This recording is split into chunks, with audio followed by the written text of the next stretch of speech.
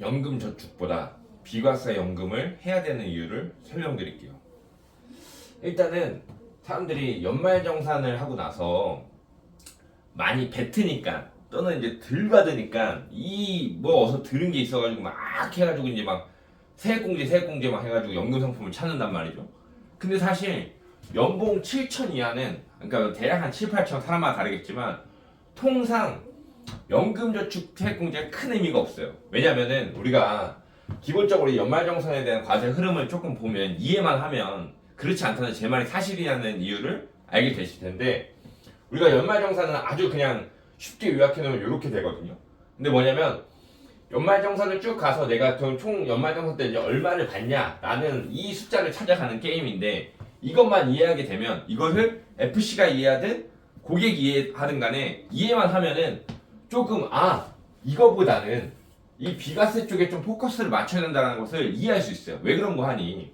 우리가 근로소득 금액, 그냥 직장인을 다는 사람이 보통 대략적으로 그냥 우리가 이렇게 가져오면 평균 한 5천 정도 받는다, 연봉을. 5천 정도 이제 연봉을 받는다 치면은 이 사람들 뱉을까요? 받을까요?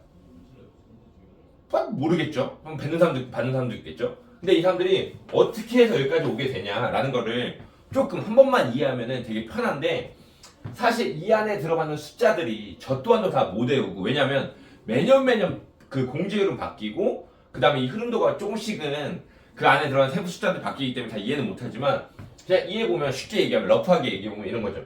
5천만 원을 받으면 맨 처음에 이것을 내가 너 5천만 원 버는 사람?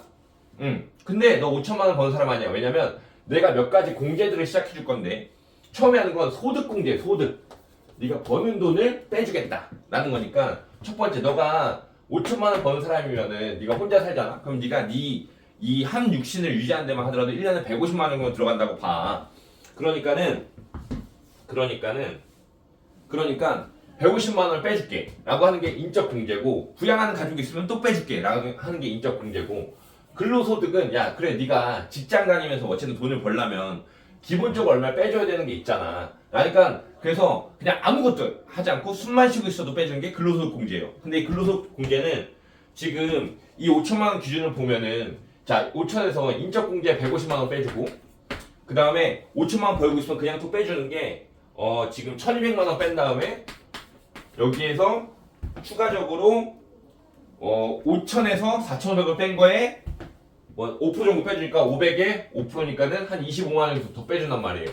그러면 지금 인적공제와 근로소득 공제는 내가 아무것도 하지 않아도 그냥 내가 연봉이 5천이지만 실제로는 나를 연봉을 1225에 150 더하면은 1375니까는 빼주면은 3625만 원 정도 받는 사람으로 바꿔버리는 게 이 소득 공제입니다. 그래서 소득 공제 중에서 인적 공제와 근로소득 공제를 하고 나면 연봉 5천이던 사람이 그냥 바로 3625만 원이 돼버리고, 그 밖에 소득 공제라고 하는 것들은 여러 가지 또 여기도 이제 소득 공제가 있는데, 잠깐만요. 여러 가지 이제 소득 공제가 있는데, 이게 뭐냐면은 그 국민연금 낸 거, 건강보험 낸 거, 그 다음에 이런 공적연금에 대한 공적지하금을 낸 거에 대한 공제들이 기본적으로 또 들어가고, 이게 뭐 옛날에 한 달에 뭐 한 20만 원씩 냈다 치면은 여기서 또한 3,620에서 한 3,400 정도로 또 잘리게끔 되어 있는 거죠. 이게 잘리게끔 되어 있고, 여기에 또 소득공제 들어가는 게 소비공제가 있어요. 제일 큰 건 소비공제. 내가 1년 동안 돈을 쓴 게 내 연봉의 25% 또는 뭐 그때그때 다르게 30%를 초과하는 거에 대해서 얼마만큼 썼냐에 따라서 공제를 최대 또 300만 원까지 해줘요. 300만 원 그 이상까지. 그러면은 이 소비공제만 보더라도 나는 또 연봉이 한 3천 정도 수준으로 줄어들게끔 되어 있죠. 그러면 내가 세액공제, 여기 아직 세액공제 나오지도 않았는데, 이거를 하지 않아도 연봉 5천이던 사람이 기본적으로 카드 쓰고 현금 쓰고 뭐 한 다음에 하고 하면은 3천까지가 떨어지게 됩니다. 그럼 이 3천원까지 떨어지게 되면 이 3천이 이제 각 그 소득에 따른 세율이 있을 거 아니에요? 그 세율에 따라서 이제 쭉 들어가게끔 되는데, 지금 3천 같은 경우는 어느 구간에 들어가게 되냐면, 3천 같은 경우는 약 15% 구간에 들어가야 됩니다. 내가 여기서 과세표 중에 나는 3천만 원인 거고, 여기 산출세액이 15%면은 10%면 300이고 하면 산출세액이 450만 원 이제 나오겠죠? 산출세액이. 이게 소득공제를 맞추고 남은 게 이제 450만 원이 이제 남게 되는 거고, 이 450만 원에서 이제 우리가 흔히들 알고 있는 세액 공제라는 게 또 이제 시작이 돼요. 세액 공제기 예를 들면 주택청약 같은 경우 무주택 세대주가 20만 원씩 월에 1년을 보면 총 240을 붓고 여기에 뭐 예를 들어 15% 공제를 해준다. 그러면은 대략적으로 뭐 한 18만 원 정도가 여기서 이제 또 빠지게 되는 거고. 그럼 여기서 18만 원 빠지면은 뭐 400 뭐 한 30 정도 되겠죠? 이거 말고 뭐 여기에 들어가는 것들이 뭐 중소기업 취업자 감면해주고, 그 다음에 자녀 세액 공제해주고, 그 다음에 여기에 우리가 말하는 연금도 공제해주는 거고, 그 다음에 뭐 납세조합이나 아니면 월세 냈다든가 이런 것들 이제 쭉쭉쭉 공제해줘서 이 450에서 또 세금이 쭉 떨려 나갑니다. 그럼 보통 통상이 뭐 200 정도가 떨었다 해가지고 200 정도가 하면은 이게 결정세액이 나와요. 결정세액이 200만 원 정도로. 그럼 여기에서 기납부세액은 뭐냐면 우리가 원천징수한 거 있죠. 우리가 월급 떼일 때 세전 세후 나누잖아요. 그러면 이미 회사에서 원천징수해서 내가 연봉이 5천이면은 한 달에 뭐 한 400 정도를 받는다고 치면 여기서 보통 우리가 15% 정도 세금 떼이잖아요. 그럼 이렇게 원천징수된 것들 뭐 원천징수가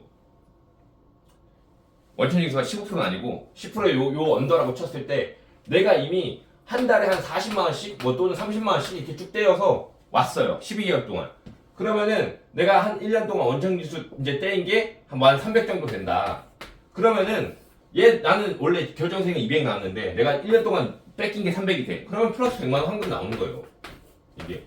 이게 끝이란 말이죠. 사실 이 안에 들어간 숫자들 엄청 복잡하기 때문에 원래 전부 다 외워야지. 고객분들 앞에 다 외워야겠지만 사실 외우지 않는다 할지라도 그때그때 이거 네이버 치면 바로 나오니까. 근데 이 흐름에 대한 이해가 있어야 되는데 결국엔 얼마 벌었냐. 근데 번 거 중에서 네가 숨만 쉬어도 빼준 것들이 있다. 소득을. 그 다음에 네가 쓴 거에 따라서 또 기타 여러 가지 소득 공제할 수 있는 걸로 네 연봉이 5천이었지만 내가 3천원 그냥 빡 깎아줄게 라고 해서 하면 과세표준이 나오고, 여기서 그러면 과세표준에 맞춰가지고 세율이 계산이 되면 산출세액이라는 게 나오는데 여기서 세액 공제할 수 있는 것들을 챙기고, 그 다음에 결정세액을 나오게 되면 여기서 내가 원천징수 뺀 거 까주면은 플러스 되면은 받는 거고, 그 다음에 마이너스 되면 뱉는 거잖아요. 근데 지금 보면 제가 대충 넘어갔지만 굳이 연금저축을 들지 않았어요. 여기서도 지금 이 표에서도 연금저축을 들지 않아도 사람들이 그 밖에 소득공제도 다 챙기지 못하고, 아니 신용카드는 쓰는 돈의 15%만 공제해주고 체크카드는 30%를 공제해줘요. 그러면은 내가 이거 들 게 아니라 사실 이거부터 먼저 챙겨놓고만 놔더라도 여기서 뱉는 거 없다고. 세액공제들도 잘 못 챙기니까 여기 뭐 보장성범죄 세액공제 들어갔죠. 1년에 100만 원 내면은 15%까지 또 공제해주는 거 뭐 해가지고 이러한 공제들을 챙기지 않고 이거를 찾는다는 거죠. 그러니까 사실 연봉 5천을 대충 따져봐도 뱉을 게 없어. 낼 게 없어요. 그러면 보통 7천까지는 연봉 7에서 8천까지는 요것들만 잘 챙겨와도 사실 뱉진 않아요. 네. 그러니까는 이거를 못 챙겼으니까 뱉는 경우가 많다는 거죠. 근데 이렇게 했을 때 중요한 건 뭐냐면 연금 그 세제 적격 같은 경우는 지금 받아가지고 뭐 얼마를 최대 1년에 96만 원까지 세금 덜 낼 수 있다라고 얘기하잖아요. 근데 지금 이 또한도 바뀐 게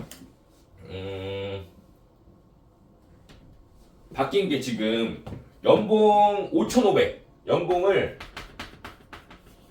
5,500을 기준으로 해서 위로 나누고 아래로 나누는데 위에 있는 사람들은 연금 보통 16.5%까지 밑에 있는 사람들은 16.5%까지 세액공제를 해주지만 밑에 있는 사람들은 이거보다 위에 있는 사람들은 13.2%까지밖에 안 해줘요. 낸 거에. 그러니까 한도가 보통 우리가 연금저축은 600만 원이라고 하고 IRP까지 합치면 900이긴 한데 600에 13.2% 해봤자 사실 이게 한 90 몇만 원 이렇게 나오게 되는 거란 말이죠. 그러니까 이거 해가지고 연금저축 넣었어. 연금저축 수익률 돼요? 수익률 안 되죠.